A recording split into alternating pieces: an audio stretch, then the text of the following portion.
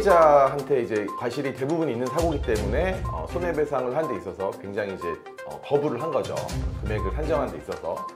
내가 사람이니까 뭐 무단횡단을 했어도 보행자가 있으면은 차가 조심해야지 뭐 이런 트렌드는 이제는 좀 없어진 것 같다는 생각이 듭니다.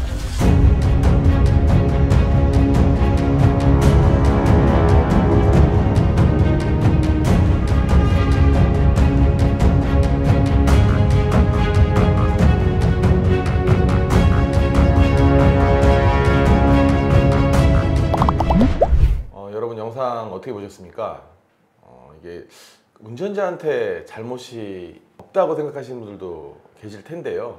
좀 불강력적으로, 그러니까 그 무단횡단하는 피해자를 충격할 수밖에 없지 않았나라고 생각하시는 분들도 많으실 겁니다. 그런데 이제 이게 좀 시간이 흐른 사건인데 당시만 해도 아무리 무단횡단이라 하더라도 사람이 사망한 사건이기 때문에 형사적으로 무죄를 받기는 좀 어려웠던 사안이고요. 요즘은 조금 다릅니다. 요즘은 이런 사고라고 하면 이제 어땠을까 좀 이제 생각해 볼 부분이 있는데, 당시에는 기계적으로 이런 교통사고 사망 사건은 무조건 형사 입건이 되었습니다. 이 사고 후에 피해자분 여성 노인이었는데 사망하셨습니다. 뭐 사실 굉장히 크게 충격을 당했기 때문에 희망이 없었던 게 맞고요.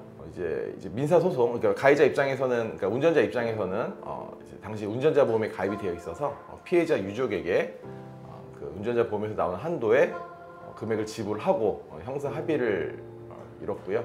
이제 이후에 피해자 유족들이 차량이 택시였는데 이 택시 기사의 보험사인 택시공제조합을 상대로 민사 손해배상을 제기합니다. 그러니까 이런 무단횡단 사고를 보면 특히 밤에 좀 조심을 하셔야 되는데 잘 안 보이는 경우들이 많거든요. 그래서 이 영상에서 보면 앞에 사람들은 보셨던 것 같아요. 네, 맞아요. 앞에서 먼저 건너가는 사람들은 보셨던 것 같은데 그걸 다 건너간 줄 알았던 것 같고 마지막에 보면 이 사람이 운전을 하다 보면요, 뭔가 피해야 되겠다라는 생각이 됐을 때 생각처럼 핸들 조작이 잘 안 돼요. 네. 마치 지금 영상에서 보면 그 뒤늦게 건너가는 이 피해자분을 쫓아가서 이렇게 들이받는 것처럼 돼 있는데 사실 오른쪽에는 펜스가 설치돼 있었거든요. 맞아요. 그래서 오른쪽으로 사실 펜스가 설치되어 있는데 그 사고를 피하기 위해서 펜스가 있는 쪽으로 이렇게 핸들을 조작하기가 어렵거든요. 본능적으로. 그러면 취할 수 있는 건 반대 방향 쪽밖에 없는데 그게 뭐 불행하게도 이제 피해자가 움직이는 방향과 같았다 보니까 거의 뭐 정면 충돌하는 방식으로. 그렇죠. 그래서 충격이 크고 사망까지 이르게 된 그런 사건이었던 것 그렇죠. 같아요. 예. 그러니까 이 택시 공제조합에서도 이제 민사 손해배상을 청구를 받았을 때 그 안전, 변호사님 지금 말씀하신 안전 가드레일이 있기 때문에 그 부분에 대해서 과실이 많이 크다. 그리고 피해자한테 이제 과실이 대부분 있는 사고이기 때문에 손해배상을 하는 데 있어서 굉장히 이제 거부를 한 거죠. 금액을 산정하는 데 있어서. 이 당시만 해도 이제 야간에 이제 무단횡단이라 하더라도 사고가 일어나면 조금 기계적으로 한 30% 정도 적용을 하는 경향이 있었습니다. 그러니까 이게 어떻게 계산이 됐었냐면 뭐 이제 무단횡단이라고 하면 기본적으로 10%에서 20% 정도, 그 다음에 그 차선 편도 몇 차로인지 그 차로의 개수가 늘어날 때 한 10%씩 이제 가중을 하고, 그다음에 야간이면 10% 가중하고 뭐 이런 식으로 돼서 이 사고 같은 경우는 편도 2차로 도로였잖아요. 그렇죠. 그러니까 무단횡단에 10%, 뭐 2차로니까 10%, 야간 10% 뭐 이렇게 해가지고 좀 기계적으로 한 30% 정도의 과실 비율 뭐 이런 거를 적용하던 때였었어요. 근데 사실 요즘은 안 그렇습니다. 요즘은 다르죠. 구체적인 이 사고의 상황을 보고 무단횡단을 한 보행자의 과실이 뭐 60, 70%까지 잡히기도 하고요. 정말 뭐 도저히 피할 수 없는 사고였다 싶으면은 100%까지. 네. 뭐 그러니까 완전히 이제 그냥 보행자에게 민사적으로도 이제 손해배상을 아예 받지 못하는 상황까지.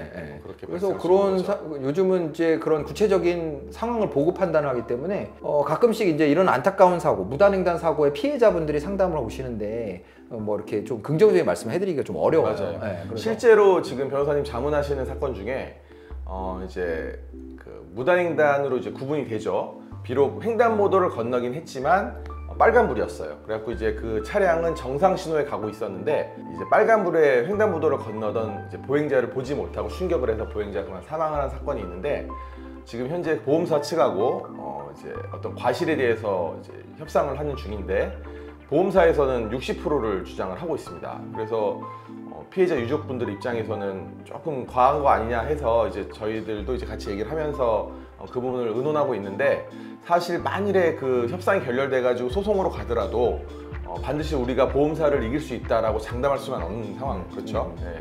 이 사고에서도 결국은 한 50% 정도 화해공고 결정. 이제 민사 그 형사 사건은 뭐 이제 아까 말씀하셨지만 합의를 받기 때문에 뭐 집행유예를 받고 끝났을 네, 것으로. 집행유예 네. 2년을 받고요. 금고 1년에 집행유예 2년 받고 끝났어요. 네, 그렇게 되는데 이제 민사적인 손해배상 부분에서는 공제조합은 이제 싸우죠. 그래서 피해자 과실이 크다라고 해서 60% 이상 뭐 이렇게 주장을 했었는데, 결국은 당시에 이분이 이제 가동연한, 그러니까 일을 하실 수 있는 소득을 일실 수익을 인정받을 수 있는 연한은 지났었기 그렇죠. 때문에 나이가 있으셔가지고 위자료 문제만 고령이셔서. 남았었거든요. 실제로 발생한 병원비 외에. 그래서 법원에서는 5천만 원 네. 화해공고 결정을 내려서 거기서 최초에는 이제 한 8천에서 1억까지 청구를 했는데, 법원에서 이제 과실을 이건 50% 이상이다, 50%에서 심한 60%까지 이제 적용을 해서 뭐 이자 부분 감안하면 거의 5, 60% 이렇게 반영을 했던 걸로 보여요. 그렇죠. 이런 판결들이 이제 많이 나오고 있어요. 많이 나오고 있기 때문에 요즘 내가 사람이니까 뭐 무단횡단을 했어도 근데 보행자가 있으면은 차가 조심해야지, 뭐 이런 트렌드는 이제는 좀 없어진 것 같다는 생각이 들어요. 또 하나가 이제 짚고 넘어가야 되는데, 지금 저희가 항상 영상을 찍으면서 운전자 보험에 제발 가입을 하셔라, 아니면 옛날 운전자 보험이면 반드시 최신 상품으로 바꾸셔야 된다라고 말씀을 드리는데, 왜 그러냐면요, 지금 이런 사건이 최근에 일어났다, 이런 유형의 사고가 그러면 물론 변호사님 말씀하신 대로 이제 무죄를 받을 수도 있어요. 뭐 무죄를 받을 수도 있고 뭐 처벌이 경미하게 나올 수도 있겠지만, 꼭 그런 건 아니지 않습니까? 불안하잖아요.